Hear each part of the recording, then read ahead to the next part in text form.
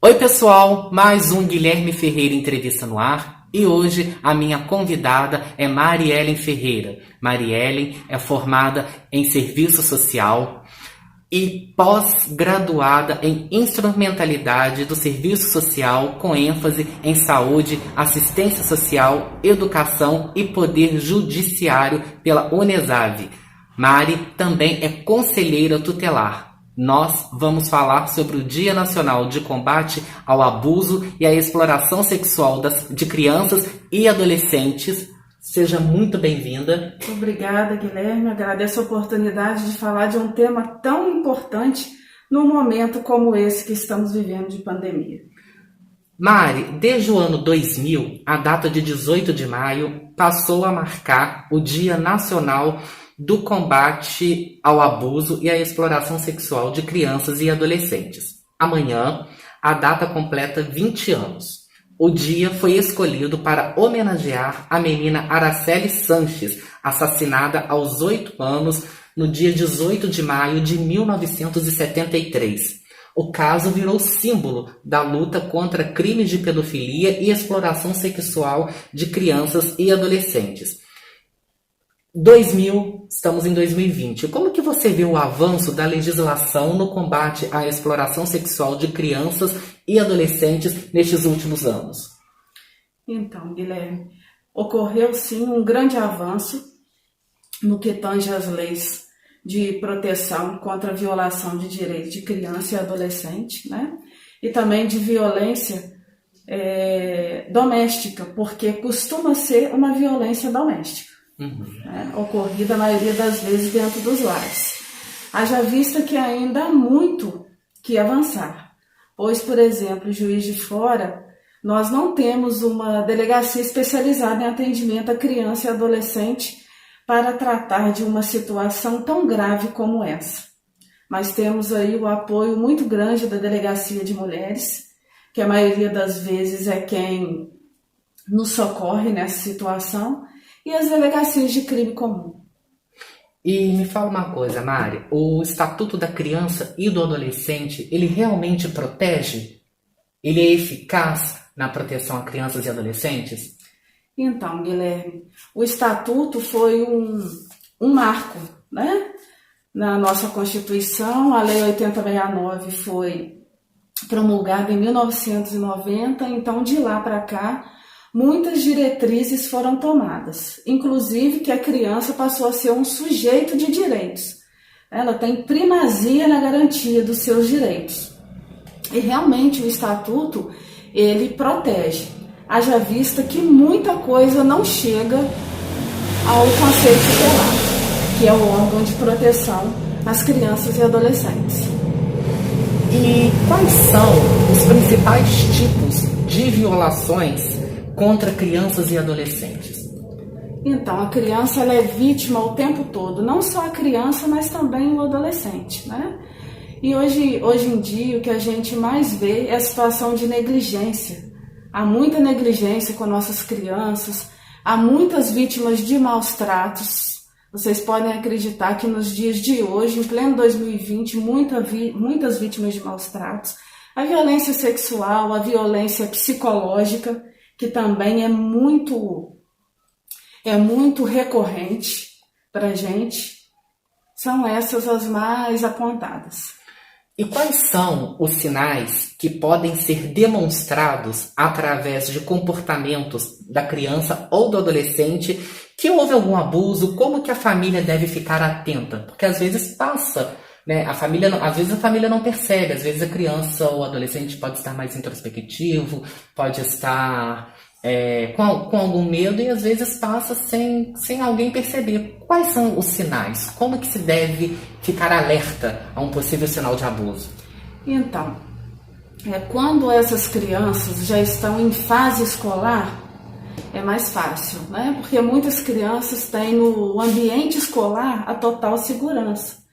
E aí essas situações podem ser percebidas através de comportamento, que é o que mais indica, né? Choro fácil. No adolescente, muito comum o adolescente se sentir culpado, então fica com aquele sentimento de de ser o culpado e não a vítima, de ser a pior das pessoas. Ele se isola. Acontece também muitas das vezes as mutilações nos adolescentes. Na criança, a criança fica agressiva. Até porque a criança não tem total entendimento do que está acontecendo. Às vezes ela pode achar que é um carinho. E aí, até que se perceba algo diferente, o pior já pode ter acontecido. E quais são os canais de denúncia? Então, temos vários canais, né? Através das próprias escolas, das unidades de saúde, uma vez que o profissional que está ali atuando diretamente com a criança perceba algo, os conselhos tutelares dos municípios, os CREAS, a própria polícia. Temos também o Disque 100, onde a denúncia é anônima. O denunciante não tem necessidade de se identificar. Lembrando que denunciar é dever de todos. O artigo 70 da Lei 8069 é muito clara quando ela diz que omitir qualquer fato ocorrido de violação de direito com criança e adolescente também é crime.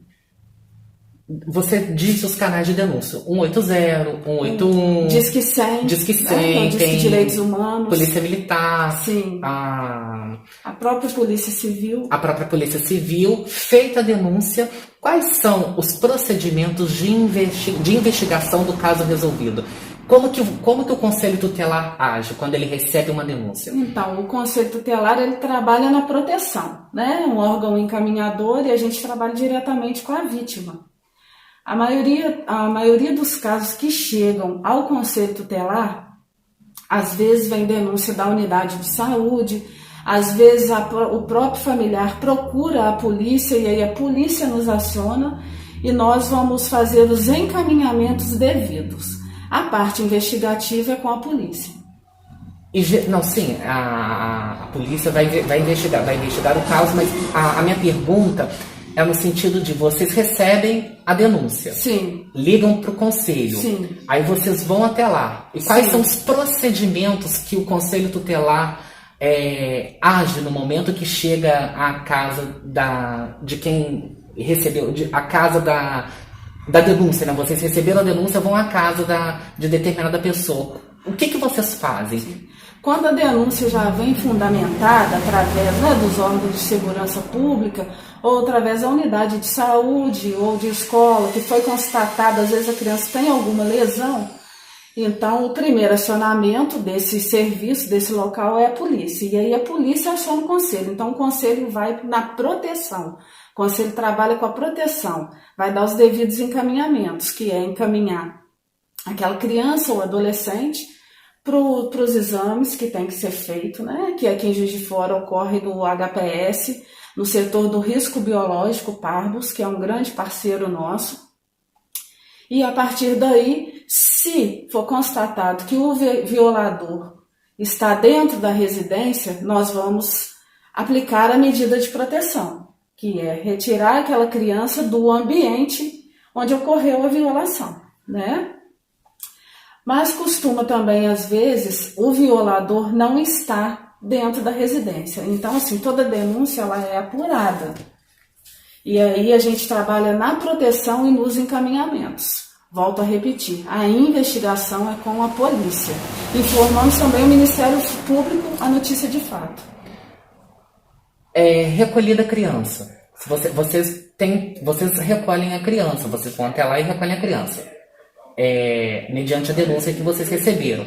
E vocês encaminham a criança para qual lugar? Então, a gente vai lá para averiguar a situação e aí, vamos citar um exemplo, a violação ocorreu por um padrasto, né? E a responsável não está no local, a responsável não sabe daquela situação, não é papel do Conselho Tutelar julgar os fatos, né? O primeiro passo é levar essa criança para fazer um exame. Lembrando que o Conselho Tutelar não é órgão para fazer a escuta especializada dessa criança. Por isso, trabalhamos com uma rede de proteção. Fazemos esse encaminhamento ao CREAS. E essa criança, esse adolescente vai ter um acompanhamento da rede, que é o acompanhamento psicológico. Você falou então em CREAS, que eu já quero entrar então na pergunta, já que você me deu esse gancho. Nós temos o CRAS, que é o Centro de Referência de Assistência Social, e o CREAS, que é o Centro de Referência Especializado de Assistência Social. Eu sei que as famílias elas podem buscar uma ajuda nesses centros. E o que eles oferecem para essas famílias e como que ele funciona? Então, o CRAS é um serviço de proteção básica, né? O CRAS ele trabalha com o cadastramento das famílias, orienta, e tem as famílias que precisam, né? Que estão, é feito um questionário socioeconômico e ali elas estão habilitadas a fazerem parte do programa do PAIF, né? Que é o programa de Bolsa Família, entre outros encaminhamentos. O CREAS já é um serviço de alta complexidade. O CREAS trabalha quando os vínculos familiares já estão rompidos ou prestes a se romper, ou nas violações, não só com crianças e adolescentes, também com mulheres, vítimas de violência doméstica, idoso.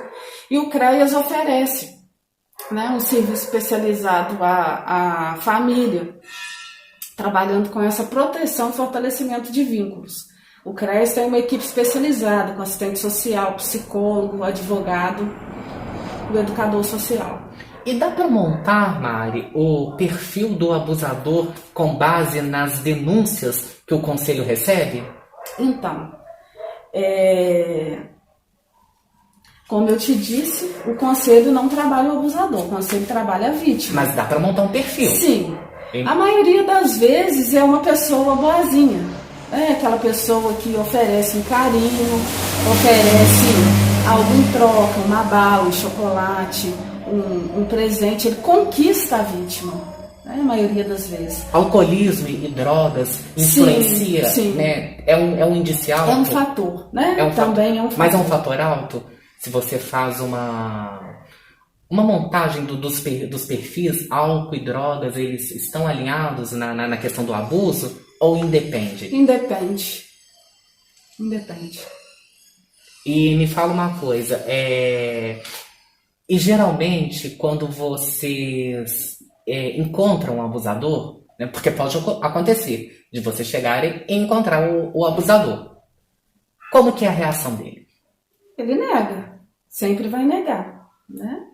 Ele vai estar ali com a vítima como se estivesse prestando um socorro, como se nada tivesse acontecendo. Chegou uma denúncia e até que essa denúncia seja apurada, né, pela polícia, é suposto.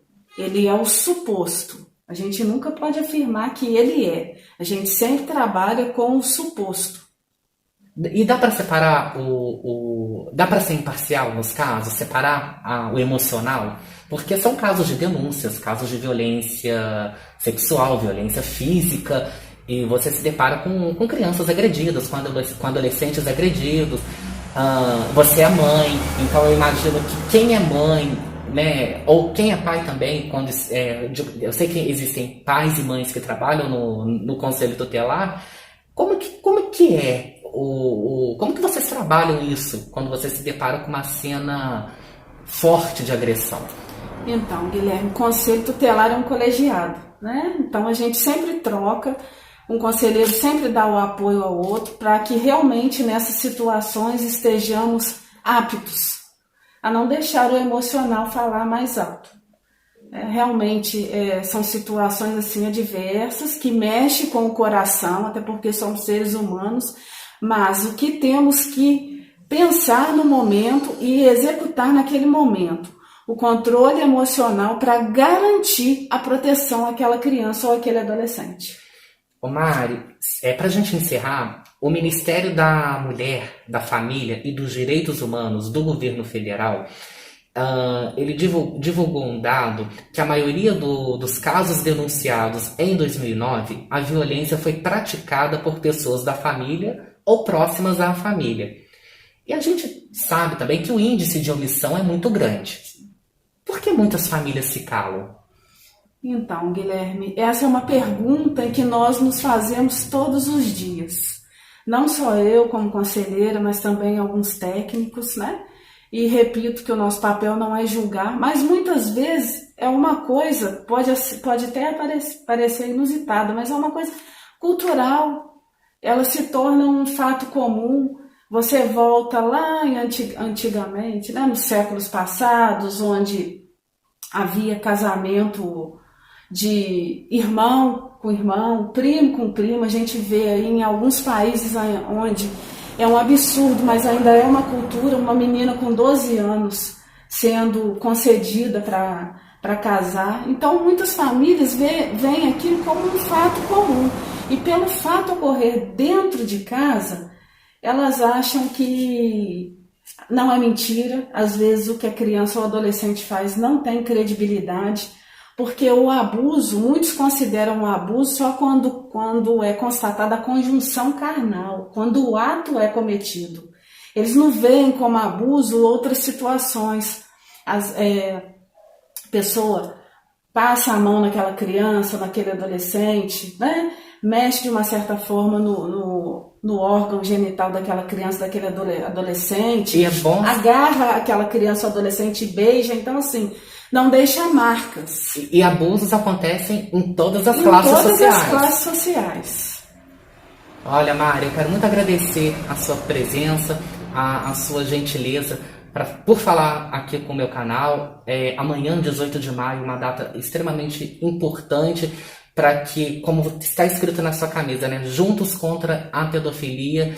Então, eu quero muito agradecer por todos os seus esclarecimentos. Você quer deixar algum contato do conselho, telefone, reforçar os canais de denúncia? O espaço é seu. Sim. Agradeço mais uma vez a oportunidade de estar podendo falar sobre um tema tão pertinente. E queria deixar aqui para vocês que o 18 de maio seja um dia de reflexão. Estamos num momento complicado, um momento de isolamento social, e aí muitas coisas acontecem, não chegam aos órgãos competentes para estar tirando essas crianças e adolescentes dessa situação de violência. Lembrando aqui que mesmo durante a pandemia, o Conselho Tutelar está com suas portas abertas, tá? Cada qual na sua sede. Em Juiz de Fora temos 3 sedes do Conselho. O Conselho Leste, que atende toda a região leste de Juiz de Fora, o Conselho Sul-Oeste e o Conselho Tutelar Centro-Norte. Trabalhamos 24 horas. Após o fechamento da sede, trabalhamos com os plantões. Vou deixar os contatos com o Guilherme. E não nos omitamos a partir do momento que tenhamos ciência de qualquer violação que ocorre com criança e adolescente. Neste momento de isolamento social, sejamos unidos pela proteção integral. Criança e adolescente, o futuro do nosso país. Vamos lutar para que os seus direitos sejam garantidos. Queria deixar aqui também um agradecimento ao Conselho Tutelar Leste, ao qual eu estou aqui representando. Um abraço lá para os meus colegas de trabalho. Somos cada dia mais fortes para juntos enfrentar essa luta. Juntos contra a pedofilia, juntos contra a exploração de crianças e adolescentes, não só do nosso país, mas de todo o mundo. Um abraço, Guilherme. Muito obrigada. Muito obrigado. E a você que assistiu essa entrevista, meu muito obrigado. Se você gostou, dê o seu joinha e, por favor, inscreva-se no canal.